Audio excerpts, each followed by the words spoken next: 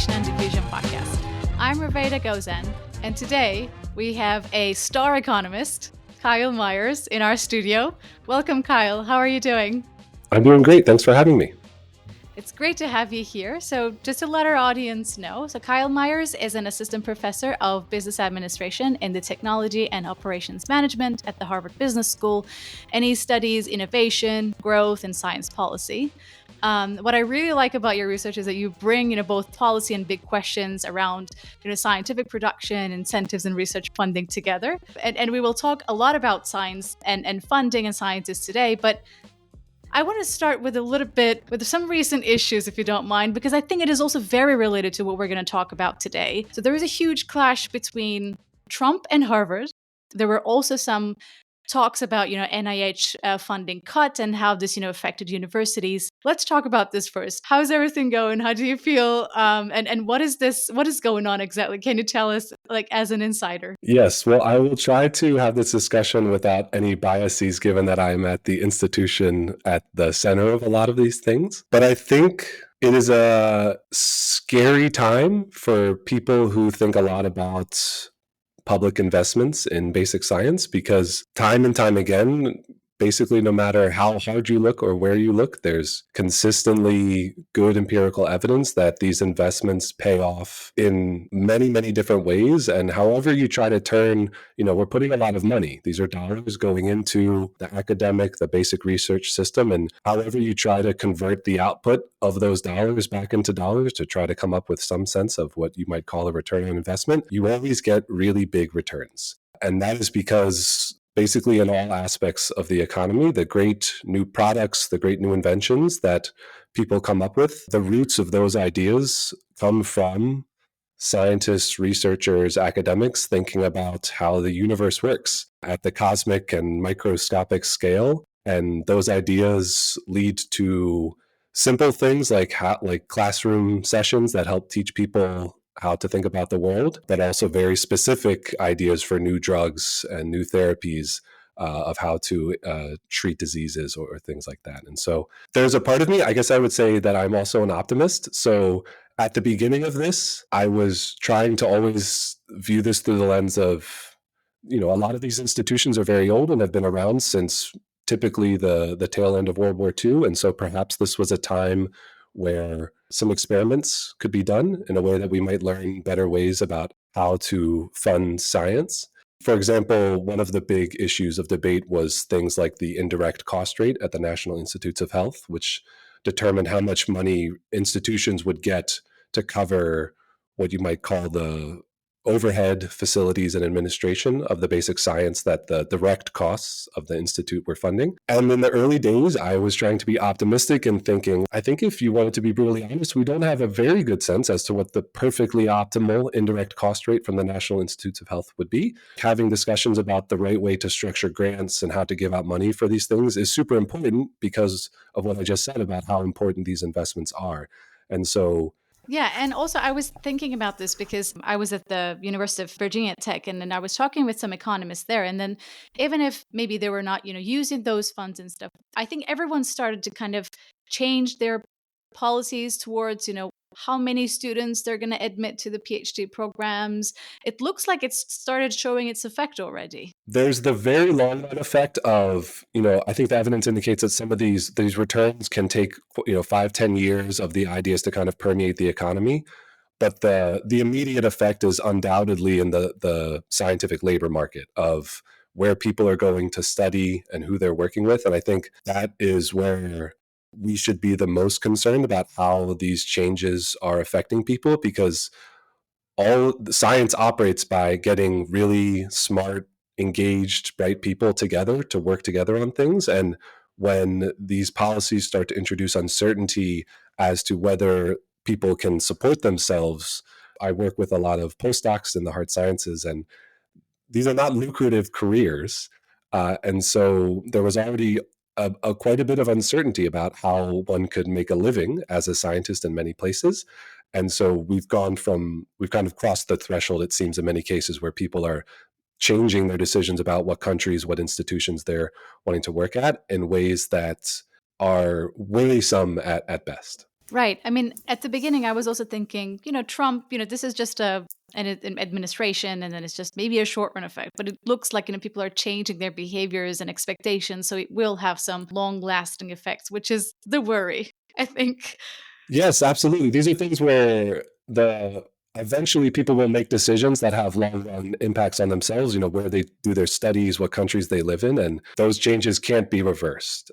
So yes, I share Exactly. your worries. Yes. Yeah, I mean, there is also a huge discussion, for example, about Brexit, which is completely different, than this topic. But I know, sometimes I'm thinking, David Cameron came to power and then he did that, Brexit vote, and then he's not there anymore. But the people are suffering the consequences. So it's just like a short term thing. But actually, what you do as a politician is affecting, everyone's life. So I don't know. It should be too obvious to them. And it looks like science is also very susceptible to politics. I mean, some people might be thinking that, scientists, they thrive because of their curiosity and stuff. But as you said, they're also thinking about how they're going to survive. And then it's important to do this research, for example, to do some research comfortably and maybe with more funding. So it looks like it's very connected. So I want to also make a switch to one of your most famous papers. I was talking with some friends at the LSE, and I said, "Oh, we're gonna do an episode with Kyle Myers," and then people say, "Oh, the Elasticity of Science guy." so, so you're very well known. You're very much known with this paper, particularly. Thank you. Yeah. So let's talk about it. Yeah. I think the title is also very interesting. This Elasticity of Science. What do we mean by this? And where does this term come from? And why is this important? Yes. So the boring title should really be The Elasticity of the Direction of Science with Respect to Funding Opportunities. Now that's a long, boring title, and I think partly driven by marketing thoughts for myself, I shortened that to the elasticity of science. But the interest there is that historically, when people study producers, and I like to think of scientists just in the same way that economists would normally think about firms or organizations, or they produce things, they take inputs and they make out. There's so many different types of output that one scientist might study at any given time. And so I became interested in this idea of how much money does it take to move scientists around, with the idea being that generally we think of the market of science, the supply of scientists, as being effectively fixed in the short run. And by that I mean just, if we need 10 new scientists in some area to study a thing, those 10 scientists will come from some other area of science. We're not going to all of a sudden snap our fingers and get 10 more scientists that we didn't have before. Adjustment costs of producers moving from, you might call it, one market to another start to become very important. Now, like a classic econ model of a market would generally tell you that adjustment costs are bad. Historically, economists hadn't, until I was looking at these things, had not really focused on them too much, specifically within the world of science. Of course, there was like a very long and storied line of literature thinking about the adjustment costs that manufacturers and classic producers face, but no one had done that kind of thing when thinking about individual researchers within the world of R&D. And so that's what kind of motivated this general idea of the elasticity of science, where the thought was, if the adjustment costs are very large, then we should see a very inelastic set of scientists. When we move many around, yes, they do respond. And in the early days, I spent a lot of time talking to researchers about how they choose what projects they work on. And without a doubt, many of them would say things like, well, in the morning, I open up the NIH's webpage and I look at what their funding priorities are and if they have any new targeted calls for funding on this or that, and if it's something that I might be willing or able to engage with. And so that got me thinking a lot about, well, the degree to which they kind of respond to these targeted funding opportunities, that in itself is going to reflect kind of how costly on net it is to them to move their research around, and is important for understanding adjustment Mhm. costs, and it start to has all sorts of other policy implications as well. Yeah, I mean, I think it's fascinating to think of it that way, and at the same time, I think measurement is also something that you had to kind of produce. How did you kind of calculate that? And also, could you give us an example on, like, a more intuitive example? Are we talking about, for example, from the economics point of view, like someone who is working on development economics, for example? Now, are we making Are we trying to make them switch to health economics, for example, or within development economics, are we trying to make more incremental changes? Great question. Well, so the joke when I presented this was often that I'd ask the crowd, like, if you're a macroeconomist, how much would I have to pay you to become a microeconomist? And vice versa. And everyone would laugh because the number is basically infinite. There's no way that. Exactly. I think so. Right. But if we think of, so back to the elasticity, if you think of elasticity, there's kind of a numerator or denominator. There's some relative change in something relative to the change in the other thing. And so the measure of direction I was thinking about is, let's imagine that every research project is a point in some, call it high dimensional space. In the simplest case, you could think of maybe just a one dimensional space, just where like everybody does research by choosing some point on a line, and that's where we do research. And the question is like, how many units on that line can I move you by putting $1 further away from you? Now, this, as you said, leads to some tricky kind of measurement questions of what is this line? What is this multidimensional space?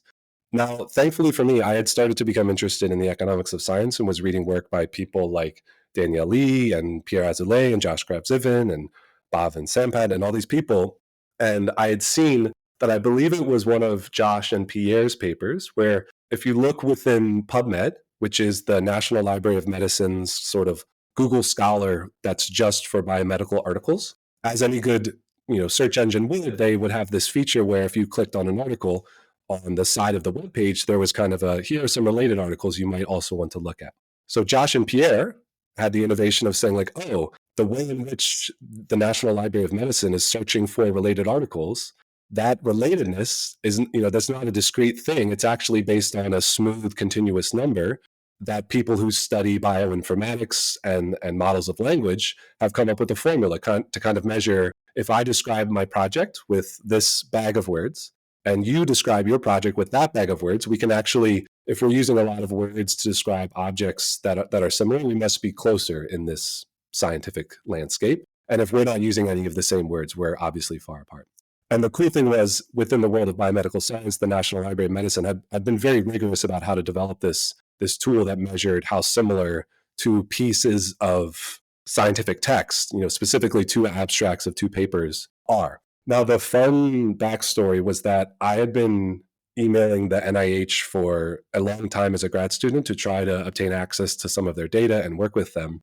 And I very fortunately got put in touch with a wonderful woman, Misty Hegenis, who was working in the office of the director at the time. And just when I had reached out to her, she had decided to start a program where graduate students could come to the NIH to use the data for a summer. And, her thought was to bring people down. They could use this data and do what I did is try to use it as a part of their dissertation.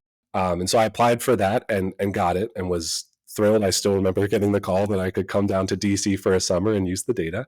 And the first thing I did when I got down there was I emailed John Wilbur, who was the researcher in the National Library of Medicine who wrote the paper behind what's called the PMRA algorithm, the PubMed related articles algorithm, to try to see if he could help me kind of expand his algorithm so that I could use it on things that weren't articles already. Because to kind of jump to the chase, in the article, what I'm basically doing is saying when the NIH sets aside a pot of money, they write a big chunk of text that describes the type of science that they're trying to fund with that money. And I had the idea, very logically, if you know about this tool, you're like, well, can I compare the text of these funding calls to the articles that researchers have written before to try to measure basically how far in scientific space every researcher is from this particular funding call. And John was, if I recall, he was about a month from retirement, but very kindly took the time to meet with me and made a little website for me where I could paste the text from the NIH request for applications, and then it would spit out a tremendously long list of every article inside of PubMed and how similar it was to that text. And so those two people made Misty and John totally made my dissertation, and that was how I kind of put all those pieces together. That's amazing. I mean, it's such a nice collaboration because it could be someone like who could be very mean and then just reject you, and then this project maybe would not. I mean, maybe it could come at some point in the future, but for a while it would be delayed, or you would maybe give up on that idea. So it's amazing to hear that those people helped you.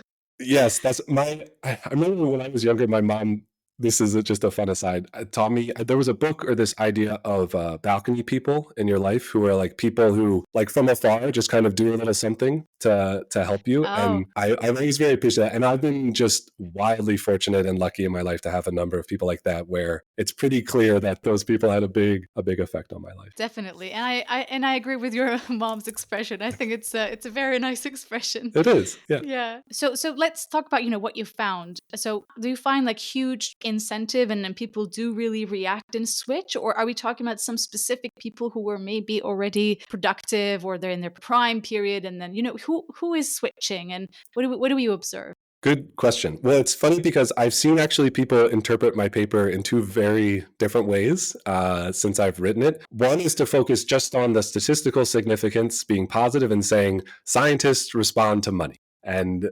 that is certainly one way of reading my paper, but in a sense, that's basically like reading a paper from the industrial organization literature and saying demand slopes down. Yes, we are pretty sure that is how the world works, but the question is to what degree? And so a lot of what I do in the paper is try to convert this elasticity estimate that I get, which is a bit, I get a number that is, it's something like zero point 0.2. That's a kind of which says that basically for a 10% change in funding, you can move a researcher about 2%. Now, 10% in dollar terms is very easy to understand, but 2% in the scientific space is very difficult to understand. And in many different ways that I've ever tried to kind of convert that into something that is easily to interpret, it's a small amount. So basically, one of the graphs that I wound up using a lot of my presentations used some papers actually from the economics literature, from health economics, because they were actually inside of the PubMed database. And so I could calculate these scores. And one of my favorite results was showing that there was a terrific paper by Rebecca Henderson and Ian Coburn that I used as my kind of main example. And one of the things I could show is that the amount that a lot of money could get them to change was basically equal to getting them to write their follow-up paper, which was like a very cumulative piece of work using the same data, asking pretty similar questions as kind of from a different perspective. And so anytime I would construct these measures and show people like from within their field, everyone would be like, that's not very different. And so qualitatively, what I find is that, yes, researchers are responsive in the sense that they do move closer, but they need a lot of money to be moved a small amount in science space. So that starts to imply that these adjustment costs that I was talking about earlier are quite large.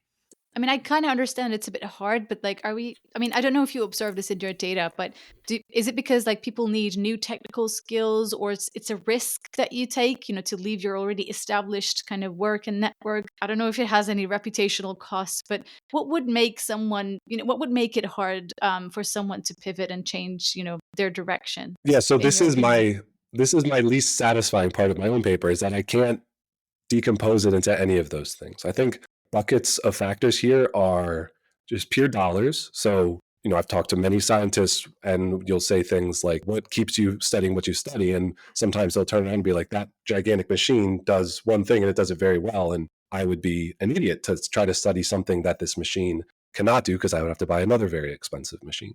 There's also just effort costs. So we've got dollars, we've got effort in the sense of we researchers we know a lot about a little.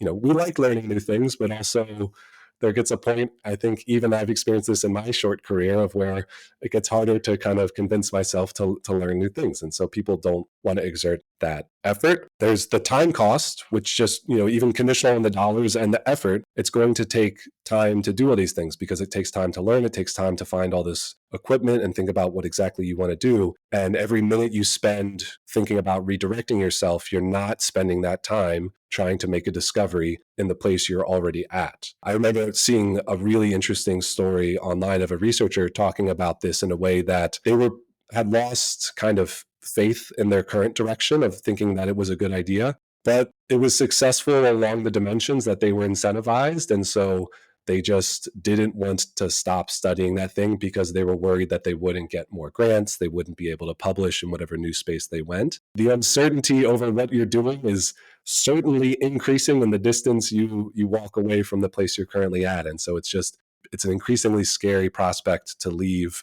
our safe comfort areas of what we're currently studying. Exactly. So that's why I was thinking maybe could it be like young researchers who might be more willing to take that risk because they were already kind of trying to decide, maybe where to go, and maybe they would be more kind of incentivized by that. If I recall correctly, I don't think I ever put any of this in the final versions of the paper, but a persistent result I would often see in the data is that if you proxied for a researcher's age with something like the year of their first publication, you would often get the result that younger researchers were more likely to make their moves because all of those things I just said are just smaller for the younger researcher. So taking a step back, so that's where I actually wanted to go. If you had the power, like to design this funding system, I'm just gonna throw some random questions, but like, is it better to give more money to like specific areas, or is it better to distribute it to different areas? So if you had a chance to design or change something in this current funding system, what would you change? How would you kind of maybe fix it in a better way? That's a great question. The important preface is a bit of a annoying answer of you should let, we're economists, so I like to think about externalities and they loom very large in this world. And so the answer is always kind of like, well, you tell me what externality you're concerned about and that's going to help us dictate the way to think about this. So if there's a negative externality which is of the form in science of things like people are kind of crowding around the obviously good but obviously easy questions, then that almost motivates thinking of something like a tax. Now, obviously, what the heck would a tax look like in the world of science? But you could think about putting money in places that are not that space as effectively a de facto tax of saying, I'll fund anything but that thing that you all are obviously very interested in. So there's negative externalities going on. There's positive externalities where there's ideas that are obvious, like we're pretty sure this would be a great thing to fund, but it's going to be very high cost to whatever researcher engages with that. And that's where you want to kind of bring the funding into that place. So you could think of my favorite example of this is always data creation, which is, if science is a public good, data is typically the most public goodie of public goods because it's the input into other science very directly. But also, both of those things hinge on an ability of the policymaker to define the area where the externality is occurring. So that's the kind of academic-y answer. But you got me thinking about the, like, if I was king for a day or the ruler Yeah, of yeah, the, exactly. Like if you that's, wanted to kind of experiment and see. yeah. No, that's the fun. Well, I think one small thing that I've through some connections I've recently become exposed to as possibly being a good idea is what you might call triage, in the sense that places like the National Science Foundation and the National Institutes of Health manage a tremendous number of applications for that money, and it's a lot of work. Now, I'm not an expert on a lot of the specifics here, but there are certain policies that require those applications to have certain numbers of eyes on them all the time. And there's not a lot of ways that if someone who worked at the NIH got an application and they saw it and they said, ugh, there's no world where this is going to make it, they can't send it back to the person and say, maybe try again. It still has to work through the system. So finding ways to kind of help scale down just the sheer volume of applications coming in, I think could be great because then those applications that do make it past this triage stage, more people might be able to help them move through the system faster, things like that. In the peer review process, there aren't a lot of ways for people to really signal how good they think a project is or isn't. And by that, I mean most peer review processes operate through a voting rule where everyone can vote on whatever scale they're using. We all vote, and then we take the average or something like that. And then things with high average votes kind of win. But one drawback is that if I give everything a 10 out of 10, really know which one I actually like. And so I think Right. there are people thinking about ways of requiring me to really reveal as a reviewer which applications I like, whether some people will call these like a golden ticket where you can only pick one, or a ranked choice where you have to rank them like on some relative scale. And so I think those would be really interesting things to start to experiment with to help us find, to weed out the ideas that need some more work before they come in, but then to make sure we really go after the one that people really believe in. Yeah, I think that would be really interesting. That reminded me some competitions like on Kaggle, or they make some competitions and you win a prize, and then I don't know if you vote there, but I mean, I think that would be interesting to have, I think. And also I want to switch to COVID actually, because I think you published that paper in 2020 and then you had COVID. And then, you have studies and you worked on actually the effects of COVID on scientists. But so what did you think? I want to know your reaction, because you were working on elasticity of science, and then there is an interesting example where it's like people are trying to find vaccine and stuff. But what did you think at that time, and then how do you think the responsiveness of scientists were, and then we can go into other kinds of questions. But what does that imply for your research and for your thinking? Yes, that was a weird, what you might call demand shock for my work, that I was interesting time to be studying these things. To bring my mom up again, as someone who would always kind of ask me, Kyle, why are you studying what you're studying? I remember calling me, oh, I get it now. One interesting thing that COVID highlighted that I did not appreciate when I had originally written my elasticity paper was that adjustment costs can be good sometimes. So there's actually Daron Acemoglu, of his many, many papers, has like a very small, not very well-known paper that's in a volume of a conference that basically makes the point that if demand is dynamic, then one bad thing that could happen in a world without adjustment costs is that researchers kind of just keep hopping and chasing what is ever very hot and interesting and easy to do at the time. And if the market switches faster than they can switch back to it, then maybe we won't have the base of work at that place where the market has switched to. Now, in the very negative, terrible example of COVID, what that means is before COVID, there were researchers studying coronavirus, right? I believe I forget exactly what, they were spread out a couple of different institutions, but there were some labs who would ultimately play an extremely important role in the COVID pandemic, who were studying things. And maybe before COVID, they had opportunities to move around and try other things, but the adjustment costs of science kind of kept them studying coronavirus. Pre-COVID, one might have looked at them and said, why are you studying? Like, there's no chance that a global pandemic is going to be caused by coronaviruses like this. And there you go. And Yeah, so there you go. I think that event has taught me that this is actually like a pretty challenging thing to balance, in a way that you do want people to be able to move around when they see better opportunities and can make better uses of their skill sets. But also, you don't want people just rushing from one obviously easy, important solution to the other, because there might be a case where the big, important solution is something that people haven't been thinking about. And so maintaining, this is a classic portfolio diversification challenge of, we want people spread out, not too much, but not too little. And so I've come to, adjustment costs are not always bad in this particular setting, which is hard to think about, but I think as COVID has highlighted, a very important thing to think about. Yeah, actually a really nice point of view to think that adjustment costs may not be actually bad, because when we talk about adjustment costs so far, like and in general, when you think about it, it feels like it's a negative thing. But yeah, I think it's an important kind of a distinction there. So maybe now we can actually talk about yourself, because we talked about scientists' choices and preferences, but what made you interested in these areas? How did you choose to study management and economics? And why specifically this area? Was there someone, like a role model maybe, that influenced you to choose this path? So can you tell us about yourself actually? Sure. Short-ish version is that I was my high school was right next to a branch of the National Cancer Institute, and so I spent a lot of time through an internship program in a laboratory doing mundane biology, pipetting, and gene sequencing stuff, which was Oh, you really were a cool. biologist. Okay. Yeah. So I was really into biology, and then that's what I studied in the early days of my undergrad. But I never had like a inspirational head of a laboratory that kind of really sparked my interest, and couldn't I wound up being like a general biology major that studied everything, and that was fun, but also it never really, no particular thing struck a chord for me until I remember distinctly, it was a geography class, and I learned about John Snow and how he kind of invented epidemiology.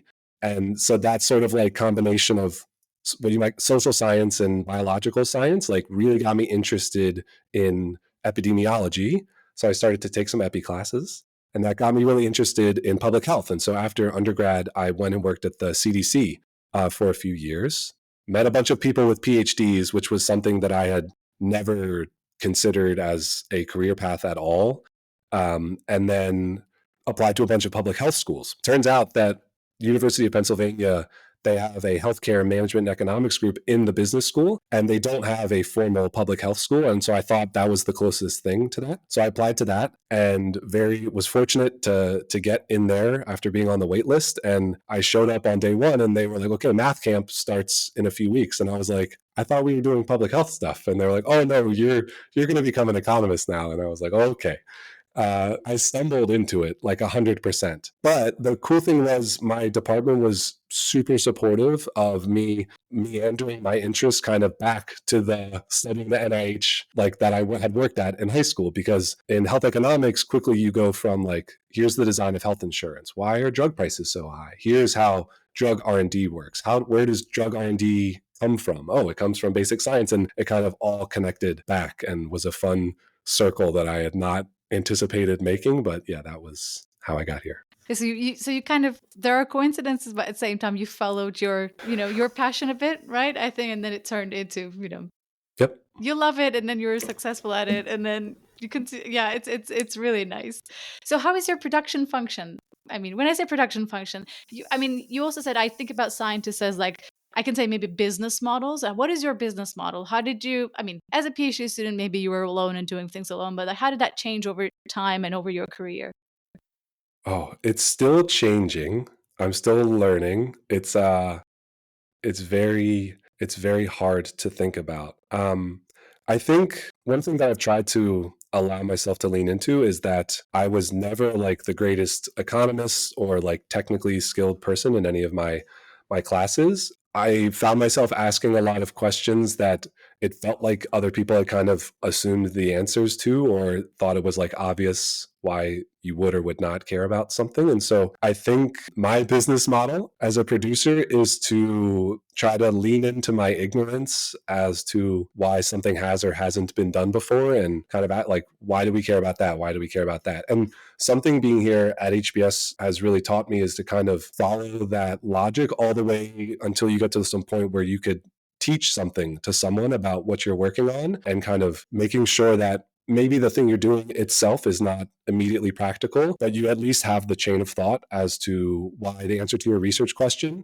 through some other combination of answers to research questions could be something that is going to make the world better. And so I try to follow that logic and not, I try to stay on top of the literature and things, but I also try not to. My advisors always did a really good job of teaching me how to just keep asking questions about why do you do things this way? Why do you do things that way? And that, I don't know, that's a bit of a fuzzy answer, but that's kind of how I No, think about it. I think maybe I don't know if this will be the right way to summarize it, but I always sometimes think about how to ask a question. But I think when you said chain of thought, and actually you're talking about asking the right questions and keep asking some of those questions, whatever you can ask, and then try to kind of find some answer and just continue with that, which is, I think, very, very important.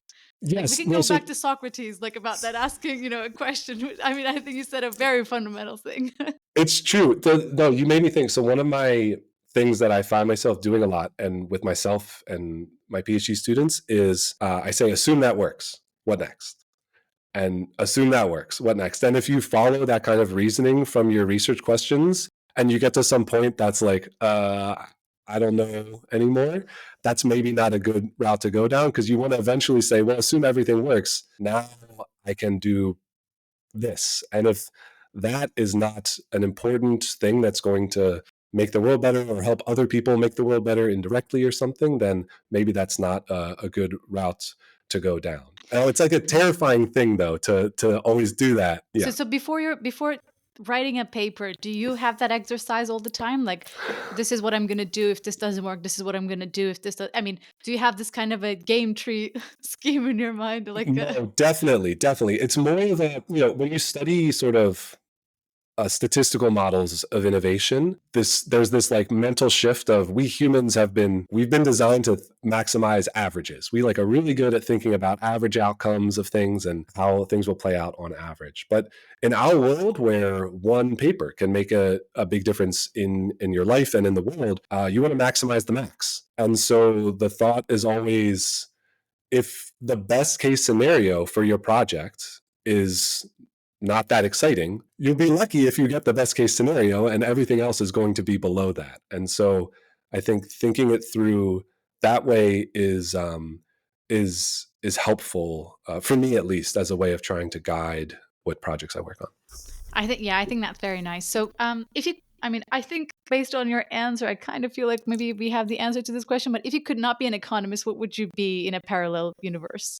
That, yeah, so in a It- in a very near parallel universe, I would be doing public health research. Like, I think that's okay. clear. The like far, slightly far, the far. Yeah. far universe, I was really interested in architecture coming through high school, and so I still very much am really interested in aspects of design. And I always take I am increasingly taking my graphs very seriously as a way of letting my design desires come out. And so I like visual design and graphical design and all these things. And I always thought architecture would be a very interesting way of combining kind of the scientific thought with the beauty and aesthetics of thinking about Is there? designs.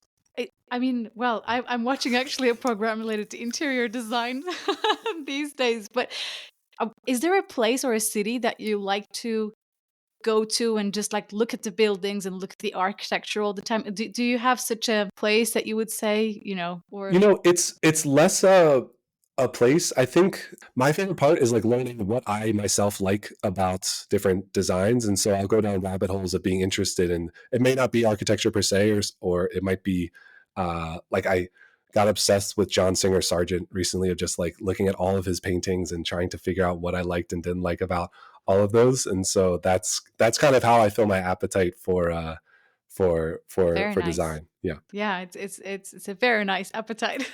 It's fun. So is there something that you believe, about research or academia that many others in economics wouldn't agree with? It's a great question. So I think, as I said, I'm an optimist. So I'm certainly maybe a bit biased on this, but I think many of the institutions of science work better than people give them credit for. For example, if you think of things like tenure or the grant writing process in general, or many like awards, the Nobel, all of these things, it's not too infrequent that you'll see someone make a data analysis where it'll be like, let's look at people's output along some dimension before they got this thing and then after, and kind of implicitly or explicitly run a bit of an experiment to try to say, how much did this thing affect them? But the problem with that way of thinking is that in science, a lot of these things are actually prizes. And in the sense that when we think about prizes as incentives, their goal is not really to affect the person after you've given them the prize. The goal is to make the effects before anyone gets the prize. And so the effects are on the people who never win too, because they're working to get it and producing great stuff possibly. And so the real experiment is like how much science is done in a world without that thing you're interested in. Now that's like a very hard empirical question, because you have to find a world where that thing doesn't exist, and these things exist often everywhere. But I think every time I see that graph of publication output after someone gets tenure, it goes down. Well, part of that is because their administration is taking some of their time away, so they have fewer inputs. Part of that is that they've shifted their objectives to do different things besides write academic papers. They're talking to policymakers and doing lots of other things in the world to create awesome social value. And so I think, and then the prize side is also like all of the people that go into science and try to do awesome work in order to get tenure, like that is a part of the tenure as an incentive. And so all of that matters. And I think they're pretty effective at getting people to be interested in science and do great work, even if they ultimately aren't someone who's, standing in Sweden winning a Nobel Prize. Would you prefer a 10-page detailed rejection or a short desk reject? Is it my first submission? Oh, okay. I don't know about that. I don't know. Oh, it's a good. Yeah, Well, I say it let's say. because if it's if it's the first time I've submitted the paper anywhere, that 10 pages has probably got a lot of very important stuff in there. But if it's the fourth journal that I've submitted something to, then I'm probably those 10 pages. I'm going to think to myself for sure, there's nothing in that 10 pages I haven't seen before. They just didn't understand me. So just give me the Oh, I short see. rejection letter. Yeah, okay. I think that distinction makes sense. Yeah, no, Yeah. I totally get that. Yeah. So would you prefer like no emails for a week or no referee requests for a month? No emails for a week. Is it too much? I believe you receive too many emails, I guess. Well, Do it's you feel just that? it's hard to manage myself of respond. I want to reply to every email as quickly as I can, and Hmm. I probably don't optimize on that correctly. And referee reports, they can be hard sometimes, and there are times when I have many of them do very close times, which is tough, of course. But for me, it's one way that I learn a lot about what other people are working on and really can engage with papers. So many times I have told people about papers that's useful to them, and I knew about it only because I refereed it, or the referee report was helped me really understand a paper. So as much as I might complain about those as much as anyone else at a given time, so those are I really do feel the value from those in the long run. I see. Never have I ever complained a meeting thinking this could have been an email. So what do I, if I have or haven't, do I need to take a sip of water? You just say you have, I don't know, have you ever said that to yourself or in a meeting? Or I've said that to myself in a meeting for sure. My unit is the technology and operations management unit. And because of what we teach to the MBA students and the types of people we hire, we get a lot of people who run really tight ships in a way that I actually don't find myself saying that a lot. Like yesterday, I was in a meeting that was supposed to be an hour and we were done in 15 minutes. So I was, I like being in this kind of group. Yes. Yeah, that's nice. Never have I ever scheduled a meeting at a time I knew people would be busy just to avoid it. I don't know. It may sound a bit mean, but I'm pretty confident I've never done something like that before. I would understand it if someone else did it. I get it. And if it's been done to me, I don't hold it against whoever did it to me. So never have I ever, I don't know, maybe this could maybe go back to a PhD student time. I don't know. Never have I ever messaged a friend during a seminar and said, what is this paper even about? Oh, I do that all of the time. Okay. I still do that. Okay. So it's not only happening to me. Sometimes I'm thinking, so what is this paper even about? And then I kind of ask myself and try to concentrate on it, but it happens quite often. Yes. No, I do that in many different. Of course, it's I do that. I'm more likely to do that if it's a very large conference room because I don't want to distract the presenter. But also, I'm always of the view of it's always on the presenter's onus to keep my attention. And if they've got me confused enough that I think I want to text my friend in the room what is happening right now, then I feel entitled to do that because I do want to understand. And sometimes my friend texts me back. It's it's so-and-so from 1976, but just in a new setting. And I'm like, oh, thank you. That was actually helpful. Yeah, you're right. I think it should have been clear. I mean, no, you. I think it's okay to feel, to feel entitled to ask that question. I think it's totally fine. No, so, anytime anyone sees me at a seminar, they're even looking to see if I'm texting anyone while the seminar. Yeah, now that's gonna be the case. Great. Right. Okay, so one last question then. So if you could write a book or a paper, someone who's a historical figure, in the past, who would it be? Who would you write a book, or who would you work with, or just go ahead and chat with about whatever you want? It could be. It doesn't have to be an economist. It could be. Yeah. I don't know, anyone. It would be. Well, the first thing that came to head, and this is probably because we were talking about design and style, is W.E.B. Du Bois. He just has awesome design. Oh yeah, that's interesting. I mean, I didn't know about him. Now I know something at least about that. There you go. Of your interest. Yeah. Great. Thank you very much. Yeah, Kyle. I think it was a great conversation. Okay. Thank you for sparing your time. And I hope our audience also enjoyed the talk. So if they have any questions or comments, they can email us at lacpodcast@gmail.com. And if they want to comment on Twitter or X, they can also use our hashtag #Poid_cast. So see you in the next episode, everyone. Bye.